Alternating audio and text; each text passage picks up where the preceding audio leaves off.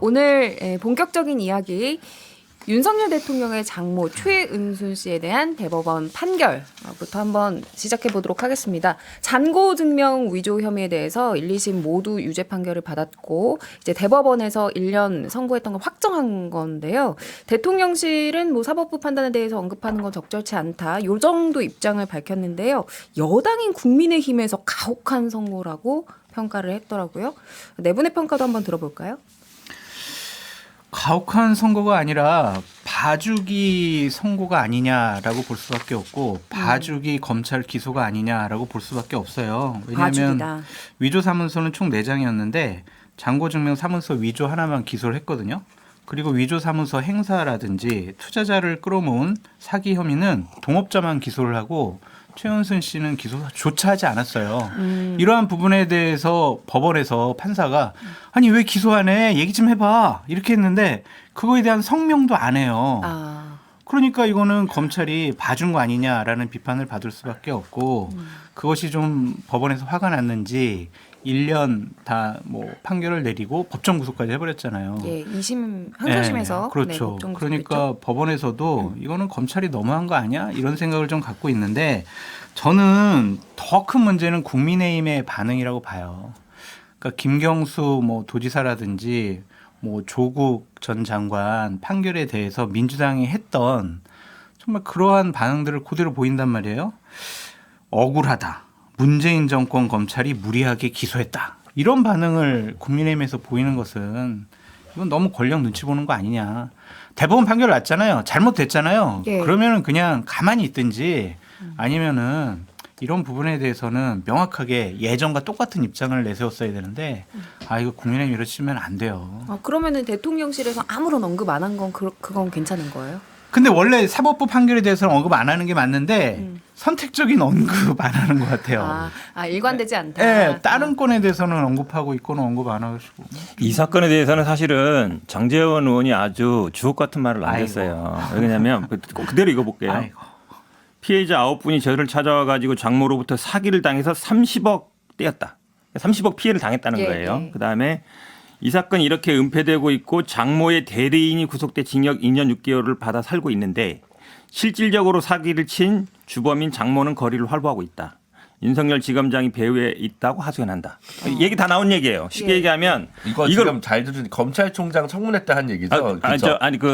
중앙지검 국정감사 때니까 한 얘기예요. 때, 예. 그러니까 핵심 다 나왔어요. 사실은 이 장고증명을 왜 위조하겠어요? 누군가한테 돈을 끌어들이게 한 거예요. 그 대리인이라는 사람은 이걸로 해서 2년 6개월을 살은 거예요. 사기로 해서. 그런데 이 장고증명 사기는 기소도 안 하고.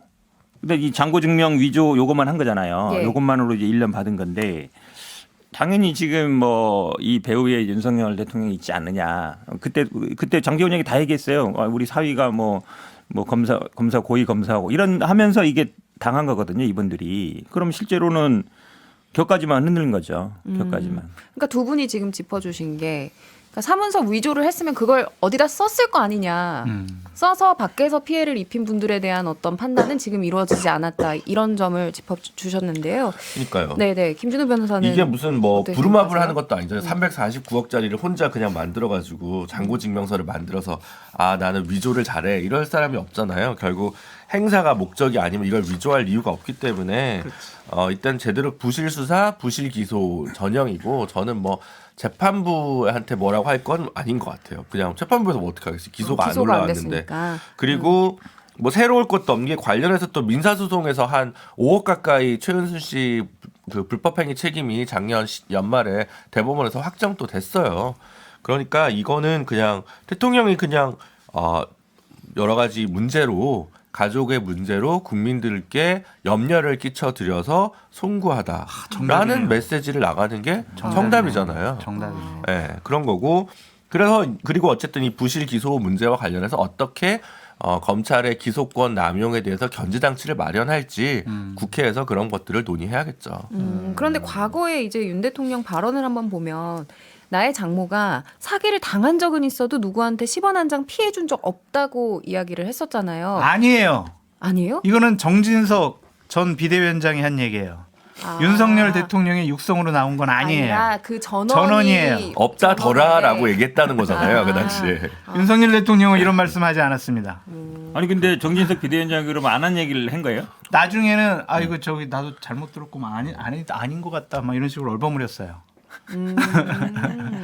그러면 어쨌든 조금 더 적극적으로 이 사안에 대해서 좀 유감 표명이 있어야 된다는 그렇죠. 입장이신 거죠? 제가 아까 멘트 아 들으셨잖아요. 너무 좋아요, 진짜. 네, 홍보수석실에서 빨리 이제 네. 하고 저한테 저작권료를 내시면 정의당 어려운 살림에 보태 쓰도록 하겠습니다. 김 위원장은 왜 아무 말씀도 없으세요? 가혹한 선고라고 평한 이유를 알 것 같아요. 왜냐하면 말씀드리기가 굉장히 가혹하네요. 이게 제가 할 말이 국민의 없어서 입장에서 할 말이 없어서 네, 정말 나한테 가혹한 왜 이래 선고를 이런 거죠. 가혹한 선고를 내리셔가지고 문재인 이야기하는 정권 탓해 버려요. 굉장히 말씀드리기가 가혹하다는 말씀을 제가 드리겠습니다. 장재훈 의원은 한마디 또 할게요. 그럼. 아이고. 장모께서 2012년도부터 내 사위가 윤석열 고위 검찰이라는 얘기를 했다고 한다. 한마디로 얘기하면, 그러니까 계속 이제 사위가 검찰에 있고 고위직이다. 그게 어찌 보면 굉장히 힘이 있어 보인단 말이에요. 예. 그런 사람이 그냥 저 같은 사람이 가서 이게 장고증명서 내면 뭐야 이거 할 텐데, 어이구 우리 사위가 고위 검사야. 내가 딱 제시하면 안 믿을 수 없잖아요. 거기에 역할을 하는데 마치 이거를 조정은 의원은 아이고 뭐 사위가 어떻게 장모 일에 다 책임지냐. 그냥 이 사위가 그냥 사위가 아니잖아요. 예를 들어서 그냥 은행 다니는 사위였 그냥 이 직장 문제일 텐데. 은행 그렇죠. 예. 직장인이 아니란 말이에요. 예. 그런 것들을 한 건데 마치 이걸 보고 뭐 아니 뭐 사위가 어떻게 책임지냐라고 얘기해 버리면 조정훈 의원이 거기 간지 얼마 안 된 건 알겠는데 좀 제가 보기에 아니 그래도 이때 언제부터 어긋나는 민주당이 그 장재원 의원의 말씀을 금과 옥조처럼 새겨가지고 갑자기 이렇게 몇 년 아니 전에 최근에 장재원 의원이 막 이렇게 막 언제 이렇게 하시니까 금과 옥조처럼 새기셨어요? 장재원 네. 의원이 이렇게 예. 얘기하셨던 것 때문에 이번에 공천이 어려운 거예요? 아니 몰라요. 아니 그거 기억을 할 수 아무것도 있을 것 모릅니다. 같아. 제가 보기에는. 저는 그렇지 않아요. 알겠습니다. 아니 이렇게 이제 최은순 씨에 대한 판결이 있으니까 좀 이재명 민주당 대표에 대해서도 좀 결과가 같은 잣대여야 되는 거 아니냐 이런 이야기도 나오잖아요.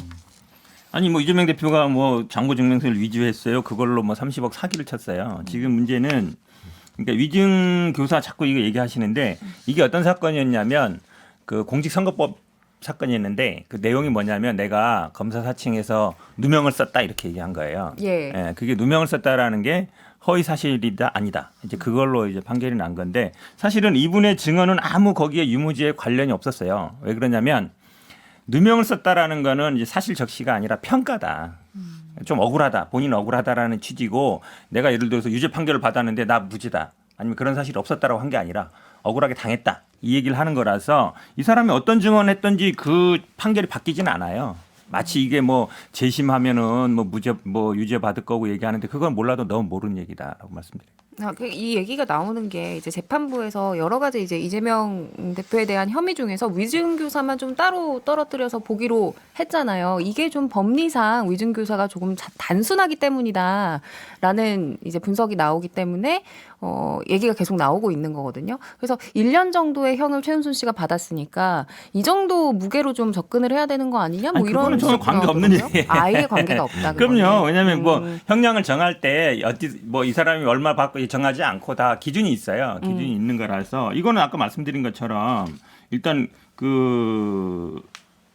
공직선거법 결론에 아무 영향이 없었고 예. 실제로 뭐냐면 사실 적시냐 평가냐 의견 제시냐 거기서 갈린 거예요. 이분이 증언이 영향을 미친 게 아니라서 제가 보기에는 뭐 이건 뭐 크게 걱정 안 하고 있습니다. 그럼 이렇게 엮는 건 아무래도 좀 무리가 있다 이런 말씀이시고. 그러니까 아니, 장모 사건하고 아무 관계 없는 뭐 사건이에요. 그냥 예. 그런 건 아무 관련이 없고요. 그냥 지금 위증교사 사건이 지금 대장동이랑 분리해서 진행이 될 거니까 그러다 보면 사건의 진행 속도가 좀 빠르다라는 거고 지금 또 공직선거법 같은 경우도 그 허위사실 관련한 부분도 두 개의 사건 중에 김문기 씨 관련한 건은 이미 심리가 끝났고 그 다음에 이제 그 다음에 뭐죠 저기 협박받았다. 예, 협박 보건복지부 관련한 진행 중인데 그럼 이제 위증교사 건이랑 그 다음에 이 공직선거법상 뭐 허위사실 관련한 부분 이 두 가지는 대장동에 비해서 훨씬 적어도 1심 선고는 빨리 나올 것이고 그 스케줄이 어떻게 되냐에 따라서 전국에 어떤 변수로 작동할 거냐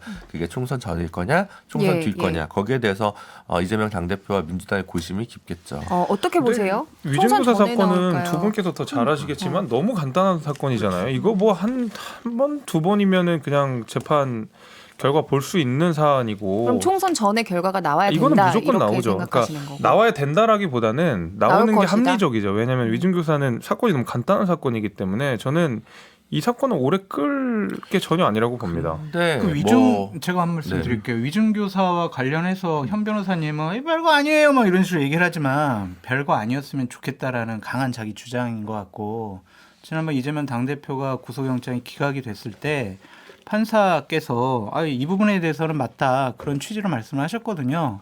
그러니까 이게 별거 아닌 건 아닌 것 같고 근데 총선 전에 나오기는 쉽지 않을 것 같아요. 그 말씀이에요. 네, 왜냐하면 심은 나올 것 같은데. 아니 그러니까 법원 인사가 있대. 네, 그렇죠. 2월달에 연말 법원 인사가 있고 연초에 예. 또 1월달에는 그 우리 스님들이 동안거 들어가는 것처럼 판사분들이 1월달에는 재판을 잘 안 하신다고 하더라고요. 왜냐하면 2월달 정기 인사를 앞두고 있기 때문에 그래서 1월달, 2월달 안 하고 3월달 들어가면 바로 총선 국면이거든요.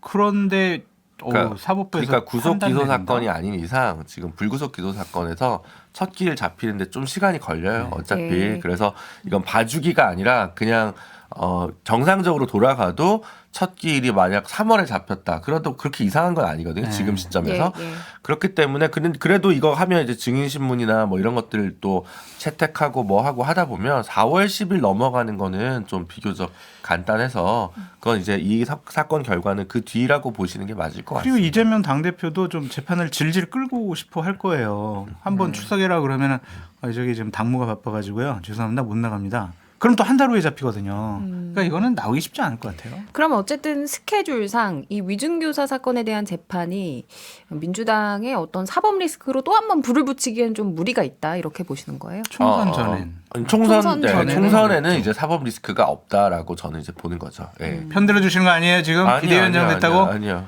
혹시 오히려 지금 민주당과의 선거 연대를 지금 가정하시고? 민주당과요? 네. 당원들에게 묻겠습니다. 네. 한 변호사님이요. 아니 다 말씀하신 거예요. 그러니까 사실은 이게 물론 이제 이런 법리적으로는 이런 게 있어요. 원래는 한 번에 재판을 받을 것과 분리해서 받을 때 형량의 차이가 나면 안 되거든요. 예를 들어서 한 개인 입장에서는 한 번에 다 재판받으면 형량을 다 종합해서 최고형에 뭐 어떻게 가중을 하는데 이렇게 분리했을 때는 그런 문제가 생겨요. 유죄가 만약에 난다 그러면 무죄가 났을 경우는 상관없지만 그렇게 본다 그러면 이게 관련 분리해서 맞나? 왜냐하면 지금 또 쌍방울 건데 또 남아 있거든요. 아직 예. 기소도 안 했잖아요. 예. 그러니까 이렇게 어찌 보면 검찰이 꼼수인데 다 이제 다 분리 기소해서 재판 계속 받으러 다니라는 건데 물론 법원의 입장도 이해는 가요. 왜냐하면 대장동 백현동 사건은 원래 뭐 수십만 페이지고 요거는 간단한 사건이니까 분리하는 건 맞는데 원래는 이제 기본적으로 모든 사건들은 한 번에 다 기소를 해야 돼요. 영장 청구할 때는 3건 묶어서 했다가 이제 기소할 때는 다 분리해서 하나 먼저 하고 하나는 남겨놓고 이런 식이잖아요. 이거야말로 진짜 장난질이죠 검찰에. 그러면 어쨌든 이제 검찰이 정치적으로 좀 이 스케줄링을 하고 있는 것 같다 이렇게 보시는 거고 요건은 이제 앞으로 진행되는 사안 살펴보면서 저희가 계속해서 이야기해 볼 수 있을 것 같고요.